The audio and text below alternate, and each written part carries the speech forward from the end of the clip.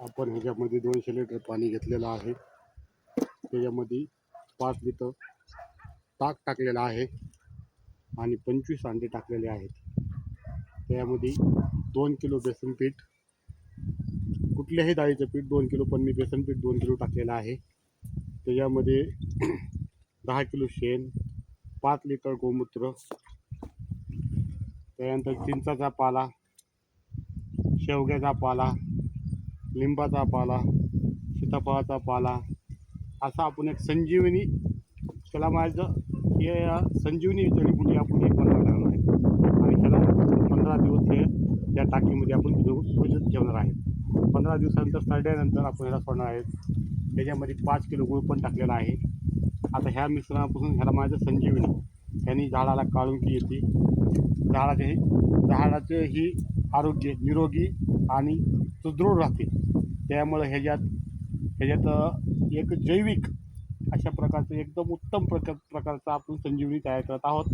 आणि ह्याचा एक संजीवनी म्हणजे ह्याच्यापासून आपण जे म्हणतो संजीवनी जडीबुटी, त्याप्रमाणे ह्याला कुठलेही करप्या, ओला करप्या, आणखीन तांबळा पडतो, तांबळा येत नाही, बुरशी येत नाही. की आपण आता ही 200 लिटर पाण्यामध्ये आपण 1 एकरसाठी सोडणार आहोत. आणि ह्याचा रिझल्ट तुम्हाला पाहायला एक 8 ते 10 दिवसामध्ये तुम्हाला ह्याचा एक पिकाला सोडल्यानंतर फरक जाणवल. आता हे जे आपण बनवलं आहे ह्याला आपण उन्हामध्ये ठेवलं किंवा सावलीमध्ये ठेवलं, ह्याला काहीही फरक पडत नाही. काय ह्याला टेम्परेचर पण लागलं पाहिजे, एक 18 ते 20 डिग्रीच्या, 18, 20, एक 22, 25 डिग्रीपर्यंत टेम्परेचर पण पाहिजे आहे.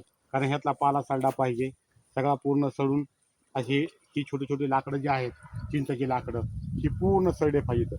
ही सडून एक 15 दिवसात ही होतं.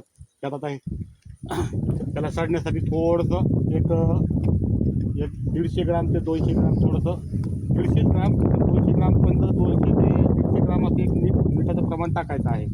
कारण जास्त टाकल्यानंतर त्यात जी किटाणू बनणार आहे ती मिठाच्या पाण्याने खाऱ्या पाण्यामध्ये मरतात. मग आपण जास्त टाकायचं नाही. आपण जसं चवीप्रमाणे मीठ घेतो त्याप्रमाणे आता 200 लिटर पाण्यामध्ये समजा आपण एक पावशेर जरी मीठ टाकलं, 200-250 ग्राम जरी टाकलं तर त्यात काही एवढा फरक पडणार नाही. कारण त्यामुळे आता ह्यात मीठ पण टाकलेलं आहे, त्यात अंडे पण टाकलेले आहेत. हे अंड्याचे तळपड, यात अंडे पण टाकलेले आहेत. आता ह्यात ताक पण टाकलेलं आहे. बाकी चिंचाचा पाला,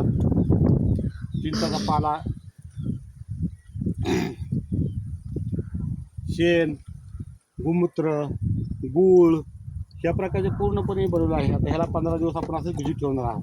15 दिवसानंतर आपण ह्याला ड्रीपद्वारा सोडणार आहोत. कारण ह्याला आता ही सडणारा तर आहेच. आता ह्याला चांगल्या प्रकारे 2-3 वेळेस आपल्याला गाळून घ्यावं लागेल. त्यानंतर आपण आता ही 200 लिटर पाणी आपण एका अर्ध्या तासामध्ये सोडून द्यायचं. पंपाने जोपर्यंत संपत नाही तोपर्यंत सोडत राहायचं. आणि नंतर सोडायच्यानंतर एक 15 ते 20 मिनिट आपण फक्त मोटर चालू ठेवायची आहे त्याच्यावर. कारण त्यातल्या ड्रीपमधलं सर्व पाणी बाहेर निघलं पाहिजे. आणि त्याच्यानंतर एक 3 दिवस कुठल्याही प्रकारचं पाणी त्याला सोडायचं नाही आहे. 3 दिवसानंतर तुम्ही पाणी सोडा, नंतर तुमचं कोणतं दुसरं खत सोडायचं आहे ते खत सोडू शकतात. पण 3 दिवस ह्याला काहीच सोडायचं नाही आहे. 3 दिवस पण 72 तास ह्याला काहीच सोडायचं नाही आहे. 72 तासानंतर तुम्ही ह्याला काही बी सोडू शकतात. बाद तुम्हाला हे 8व्या दिवशी ह्याला रिझल्ट तुम्हाला पाहायला भेटेल. एक 8 ते 10 दिवस ह्याला रिझल्ट पाहायला भेटतो. जर तुम्हाला पाहायचं असेल तर हे माझा दोडक्याचा प्लॉट आहे. त्या दोडक्याच्या प्लॉटमध्ये माझा आलेला हे रिझल्ट आहे. आता ह्याला एक 15 दिवस झाले. आता ह्याला एक आजच बनवलं ही. आता ह्याला 15 दिवस ही करणार. त्याला एक 8 दिवसापूर्वी मी एक ट्रायल म्हणून एक कॅन्डामध्ये एक 40 लिटर बनवून ठेवतं. 40 लिटरमध्ये 1 किलो गूळ टाकला होता, 1 लिटर गोमूत्र, 1 लिटर ताक हे टाकलं होतं. आणि चिंचेचा पाला, लिंबाचा पाला, सीताफळीचा पाला, सुबाबळीचा पाला, तुम्ही पाला कुठलाही टाकू शकता. फक्त जी काही आपलं पशु खाते तो पाला टाकायचा. बाकी आता हे रिझल्ट आपण पाहू. धन्यवाद.